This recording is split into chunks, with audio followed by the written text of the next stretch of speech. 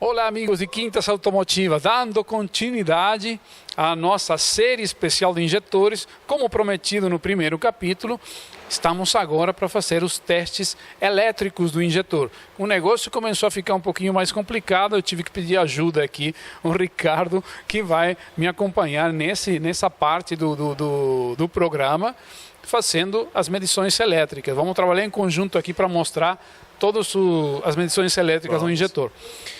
Falando isso, né? Começa como uma medição elétrica no injetor? Tiago, na minha opinião, uma coisa bastante simples que os reparadores, não é bom lembrar, uma medição simples de resistência. É um teste estático. Com um multímetro, nós vamos medir a resistência e comparar esse valor sempre com uma literatura técnica. Está dentro ou está fora do range. Outra coisa também, tomar cuidado, porque às vezes a temperatura influencia na hora da medição. Ok? Seria o mais simples possível seria fazer esse teste estático. Só que ele não é muito conclusivo. Por isso que o Diego vai mostrar daqui a pouco, o mais conclusivo seria fazer o teste dinâmico. Então nos acompanhe. Quer dizer, primeiro a gente tem como fazer um teste do injetor no estado de repouso, sem funcionar, que é a resistência. Bem falado também, cuidado com temperatura, que a referência sempre vai ter uma relação com temperatura. E depois o teste dinâmico, porque não sabemos se realmente só com a resistência dá para condenar ou não o injetor. Sim, ok? Sim. Bom, e como seria o teste dinâmico? Diego, então vamos funcionar esse motor e vamos ver na tela de um osciloscópio o sinal.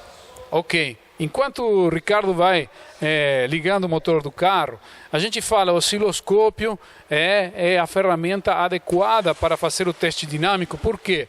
Porque o comportamento elétrico do injetor é um fenômeno que acontece em frações de segundo. Então, com o multímetro não tem a capacidade de medir eventos em períodos tão curtos de tempo. Para isso existe o multímetro, o osciloscópio. Então, vamos ver aqui, vou passar pela frente agora. Vamos lá, Diego. Vamos ver o que temos na tela, né? Dá para ver uma linha azul, está falando da tensão, ou seja, vamos ter uma referência de tensão, e em vermelho nós temos corrente. Mas, Ricardo, explica um pouco mais de que se trata isso aí. Bem, Diego, uma outra fator importante de teste seria a medição da alimentação.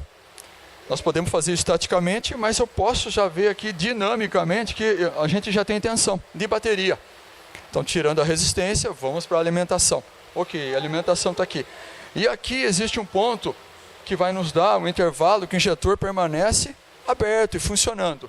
É bem nesse ponto aqui que essa tensão baixa a zero, comandada sempre pela unidade de comando, e ela permanece durante um período, que é esse daqui. Depois acontece uma coisa interessante com qualquer bobina, que é o que? O desligamento dessa bobina. E aí nós temos uma corrente induzida. Se vocês notarem, se aproxima de 50 volts. E alguns injetores podem até alcançar 70 volts. Falando de injeção indireta. Muito bom. Vamos fazer uma coisa, já que você falou tantos valores, vamos tentar agora congelar essa imagem. Claro, isso que está acontecendo agora, está em movimento, mas vamos congelar essa imagem e vamos, através do próprio equipamento, ver esses valores que o Ricardo estava comentando. Inclusive, esse momento que desliga, nós conhecemos como chaveamento, né? O injetor, ele é ligado normalmente com 12 volts direto do relé, né, do relé principal. Só que a unidade de comando faz o chaveamento através do negativo. Tá? Então vamos ver aí, congela essa imagem, ok? E nós vamos utilizar uns cursores. Vamos ver, por exemplo, aqui... Alimentação, está com quanto? 14,8 volts, pessoal, de alimentação. 14,8 é a tensão nominal de bateria do carro nesse momento funcionando. Então, ele está sendo alimentado com a tensão nominal, o que está mostrando aí. Ok, desliza um pouco mais a barra. E agora traz a outra barra e nós vamos ver uma medição de tempo, né? Por isso que é importante o osciloscópio. Ele consegue congelar um evento que acontece em frações de segundo, tá? E mostrar para a gente numa tela. Quanto que durou esse evento está aqui em cima. O que diz aí? Bem rápido, Diego. 2,6 milissegundos. Isso aí é nosso tempo de injeção. E aqui também, Diego, só completando, a gente pode notar que a corrente induzida alcançou 49,1 volts. Então, uma tensão bastante elevada, só que não traz perigo para o injetor, porque isso é tudo comandado pela central, pela unidade de comando, por meio do estágio de potência. Então, tudo isso que nós estamos vendo aí, eu vou chegar mais próximo da câmera. Olha, isso que temos aqui é uma bobina, né, do injetor. Está vendo aí os conectores? Olha aqui a fiação, o bobinado é muito fino, o enrolamento é muito fino. Por quê? Porque tem que comandar através dessa bobina uma agulha, atrair essa agulha do assentamento da válvula mesmo. Falamos no primeiro capítulo que isso aqui é uma eletroválvula, mas como em qualquer bobina, uma vez que eu tenho uma variação do campo magnético, acontece um fenômeno que foi que o Ricardo acabou de explicar, que se chama de a geração de corrente induzida. Quer dizer, esses 49, 50 volts, eu jamais poderia medir, por exemplo, com um multímetro. Tá? Porque é uma coisa que acontece tão rápido, é um pico de tensão de corrente induzida de 50 volts que acontece nessa bobina.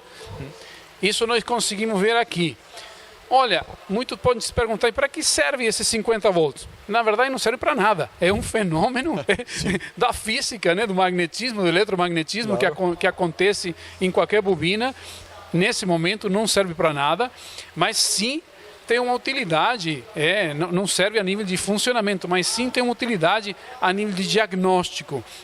Vamos fazer uma coisa, abre um pouco aqui o plano para voltar a ver esse pico de tensão aí. Legal.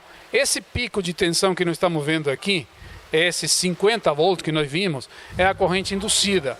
Então nós temos que pensar que um injetor é como se fosse um pequeno motorzinho elétrico, na verdade uma eletroválvula, né? Então vamos pensar o que acontece se, por exemplo, esse injetor tivesse algum problema mecânico, porque nós vimos, vamos supor, a agulha, ela fica presa, essa corrente aqui, nem falamos ainda da corrente, já vamos falar, a corrente necessária para movimentar, gerar o campo magnético dessa peça mecânica que está, vamos dizer, travada, vai ser maior.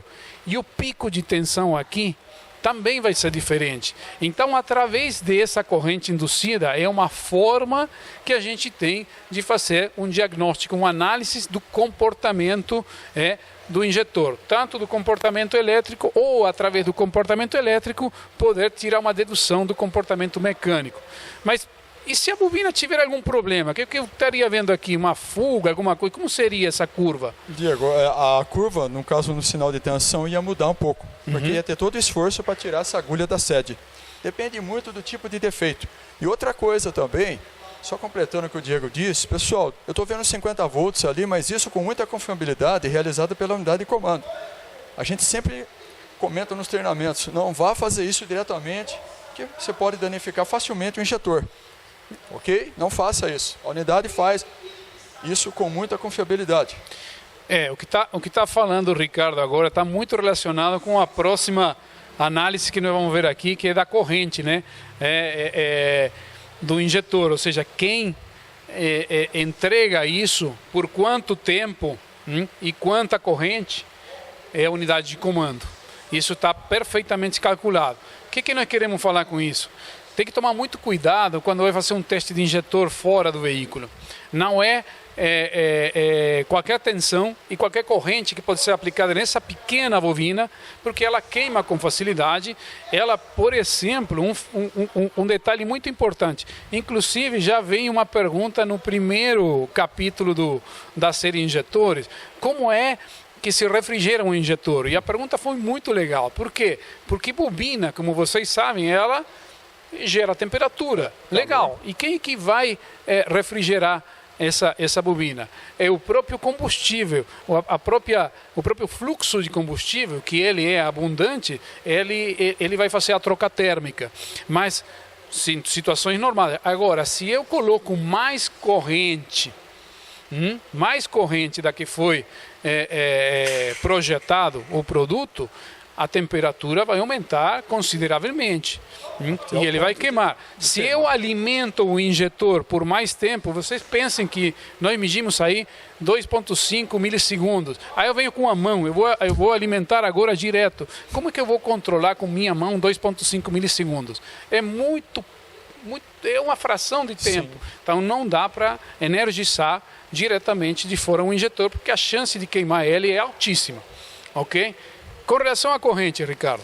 Então, Diego, só voltando um pouquinho no sinal de tensão, o que a gente pode notar aqui, às vezes quando tem um defeito, é esse sinal desaparecer. Por exemplo, pessoal, seria um defeito, esse injetor não está funcionando. Aqui nós temos um carro com 3 cilindros. Fica plano aqui? Fica plano aqui, ou fica plano aqui no zero. Por exemplo, ele está em curto, quem sabe ele fica aqui no zero, ó, nessa linha aqui de baixo.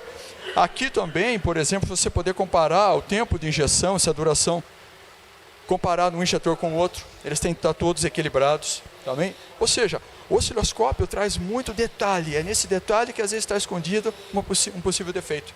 Ruído também, né? Que claro. Se conhece como ruído, por exemplo. Sim. Aqui nós temos um corte bem eletrônico mesmo, né?